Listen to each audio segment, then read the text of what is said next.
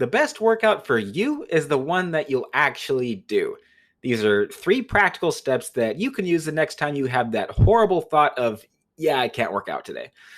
We've all experienced this before. Most bodybuilders have their own tips and tricks. It might be like extra hardcore music, super stemmed energy drinks, slapping yourself.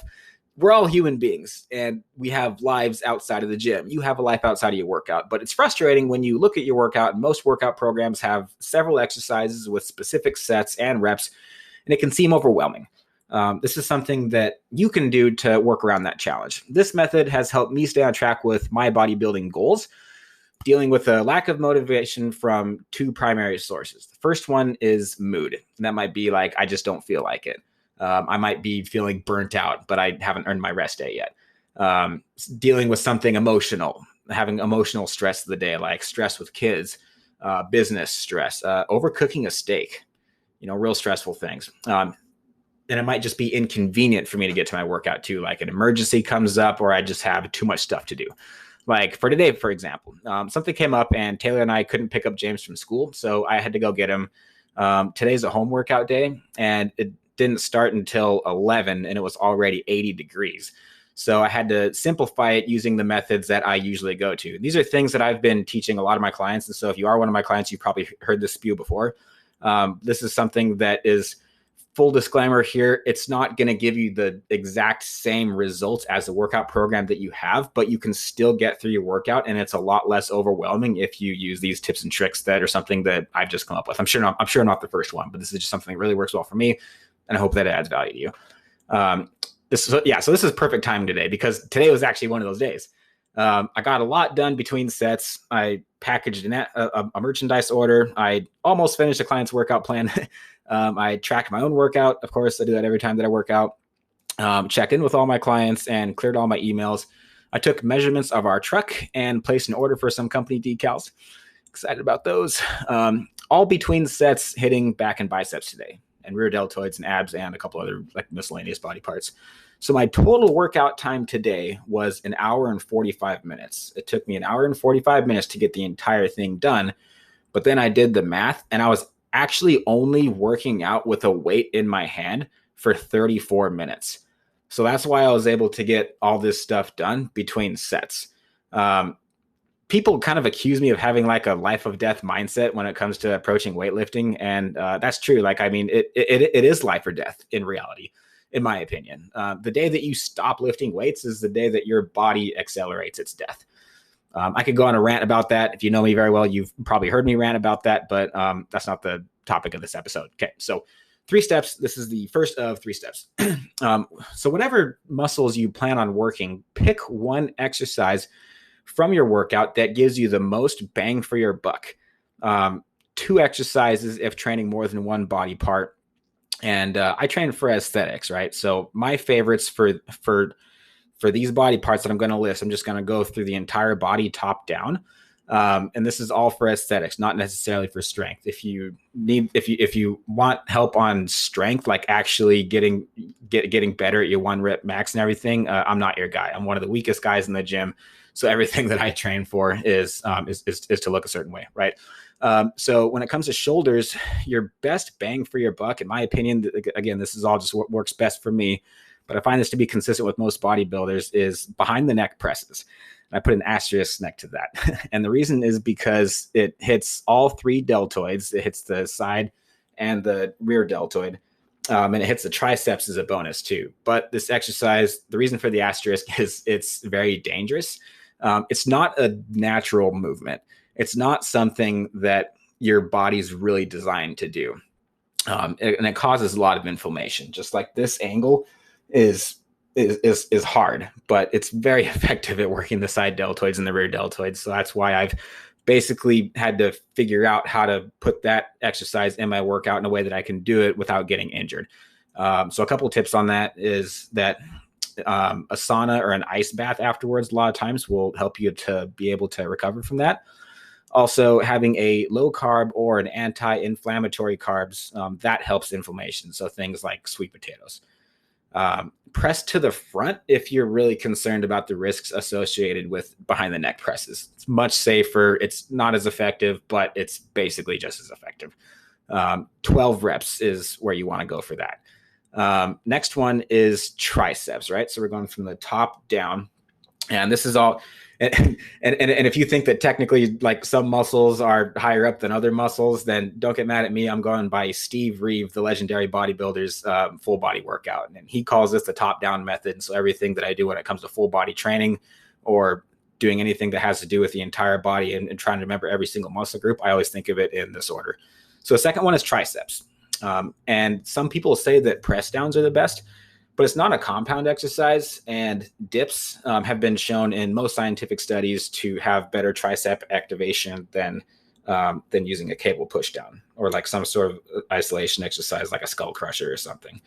So with your tricep dips, if you're hitting triceps, you want to lean back, you want to be upright, and you want to press with your triceps in a way that you almost want to be thinking about doing dumbbell kickbacks, and use your triceps to push your body upward. Because if you lean too far forward, then that's going to hit more of your chest, which is a good lower chest exercise. But for me, triceps is dips are what I think is best for triceps.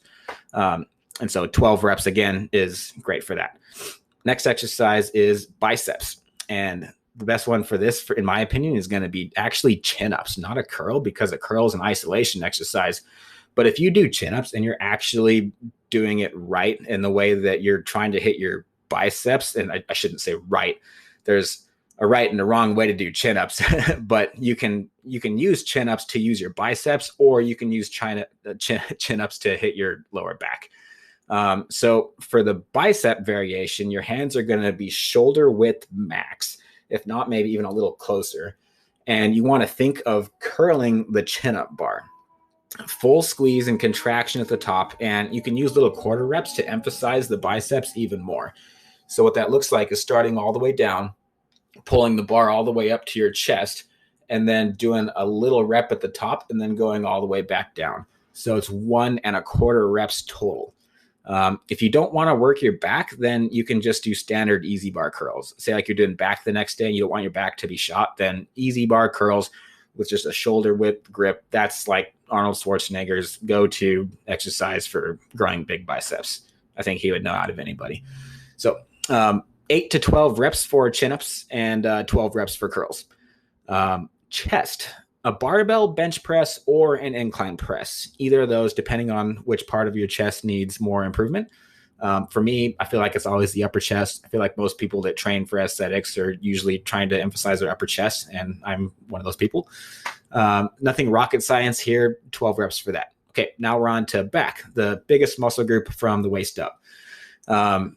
Barbell bent over rows, and use these rows to target the weakest area of your back. Rows are superior actually to vertical pull movements because they have more lat activation, and they bring in all the upper back muscles they bring on all the other upper back muscles. So if it's back day and say like you don't even have a program, you're just kind of winging it and you're wondering, should I do like a lat pull down or should I do a row? Always pick the row over the lat pull down. Do those first and then do your vertical pull movements afterwards. And again, somebody else might tell you different, but this is from science and from experience what I've found to be the most effective. Check out Jeff Nippard's YouTube content. I'll put a link to that in the description.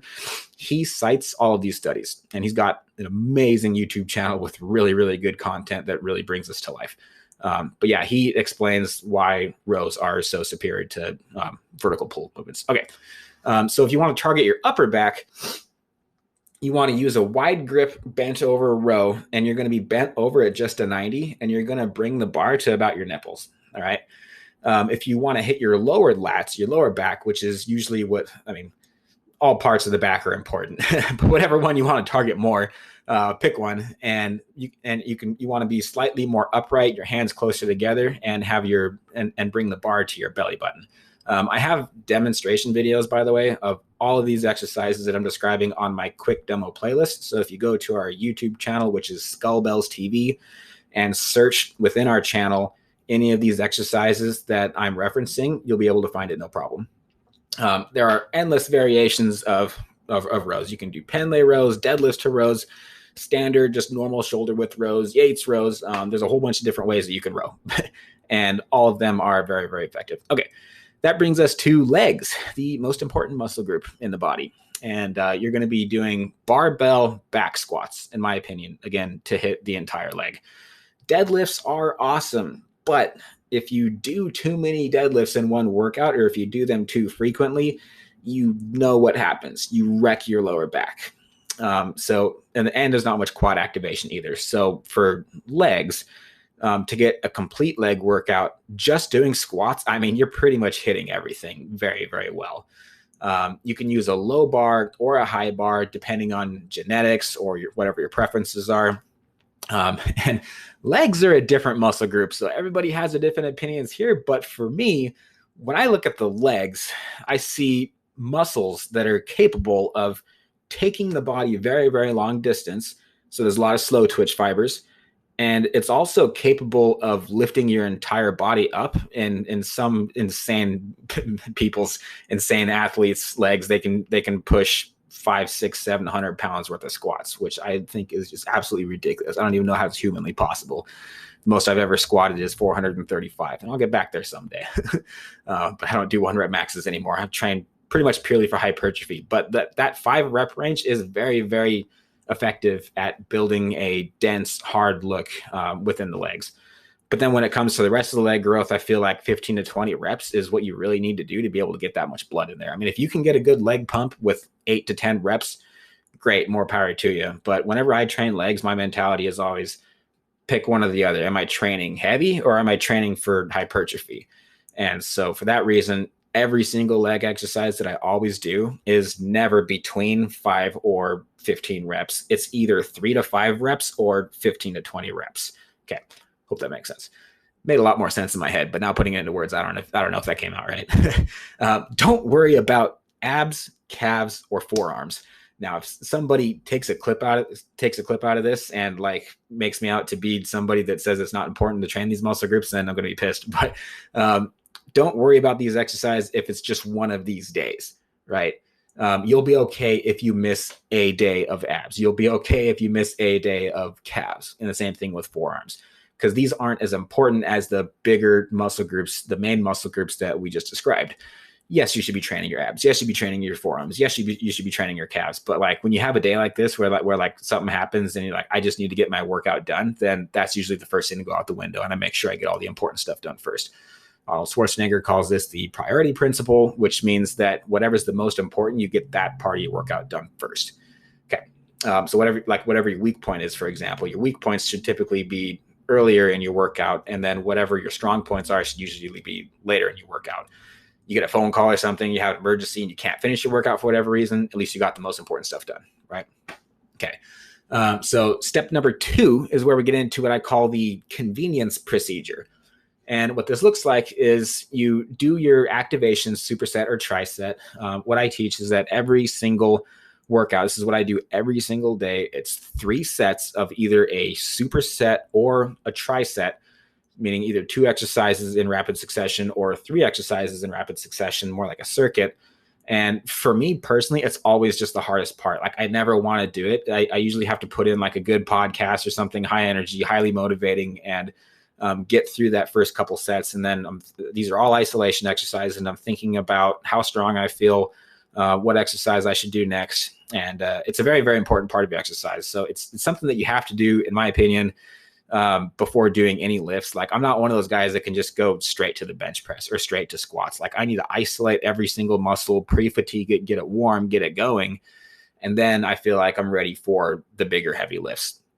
And you'll get better muscle activation if you do it that way, I promise. It doesn't take away from your lifts. I always hit leg, like if it's leg day, for example, I always bang out leg extensions and I bang out my hamstring curls and I bang out the glutes, and I do all those 3 body parts first before I get into any of the main lifts. Today's workout was back and biceps. So my activation set was actually 7 sets today of barbell drag curls, easy bar face pulls, and unilateral Yates rows. So I hit the biceps, the rear deltoids, and the lower lats all in one triset. And then finally, I feel like I'm ready to do either some rows or some chin-ups. Okay, so I did chin-ups and I did rows today. Those are my 2 compound lifts that I personally did today. So that's the first thing to do, is to get your step 2, which is really the first part of your workout, is to get that activation set done. And you just got to shut off everything out of your mind except the muscles being worked. Just get through it. It only takes 10 to 15 minutes. And like, play your favorite song or an inspiring podcast or something. Okay, that brings us to step 3, which is to perform the main lift for the rest of your workout. So this is similar to German volume training. German volume training is 10 sets of 10, but there's nothing magical about the number 10. But it's basically the same idea as this. This is just what works better for me than doing actual strict German volume training. So I do as many sets as the total sets that I planned on doing. Let me say that again. You do as many sets as the total sets that you planned on doing during your workout. So the push day example, say like you're going in for your push workout, chest, shoulders, triceps, and your push workout dictates an activation set, kind of like the one that I just listed, 3 sets of upright rows and a superset with some sort of a tricep exercise, 5 sets of behind the neck presses, supersetted with 3 chest flies, and then 5 sets of barbell incline presses, supersetted with some ab work. That's like a basic push workout. That's how I usually do it. If you're one of my clients and I have you on a push-pull leg split, then odds are it's going to be like something kind of like that, depending on what muscles you want to prioritize and where your muscle imbalances are. We a lot of times will rearrange those, but that's pretty much how I usually do it. So that's 8 total sets of shoulder and chest exercises, 8 total sets of everything. And so you could simplify it by making it look like this. You do your activation set, and then you just do 8 sets of 12 behind the neck presses or front shoulder presses. Again, we talked about this at the beginning of the podcast. And then do 8 sets of barbell incline bench presses. It's the same weight for the same rep, the same exercise for 8 sets. And then the same thing on the next exercise. And again, you're fine without doing abs for a day. You'll be okay. Rest intuitively, no more than 5 minutes, but get at least 2 minutes of a rest between sets. And it depends on the intensity of the exercise. So what I usually like to do, and like what I did today, is I have my favorite workout list playing, my workout playlist playing. And most songs are like around 3 to 4 minutes. So I just figure that every time a song is done, it's probably the time to start the next exercise. 3 to 4 reps for most compound lifts is a very average amount of rest time to be able to use. So I figure that if every time there's a new song, that's basically indicates to me it's time to drop what I'm doing and go back and do my next set of squats or do my next set of rows or whatever it is. Again, rest intuitively and keep yourself busy between sets. So I already told you everything I did between sets of my workout today. That's why I love working out at home personally.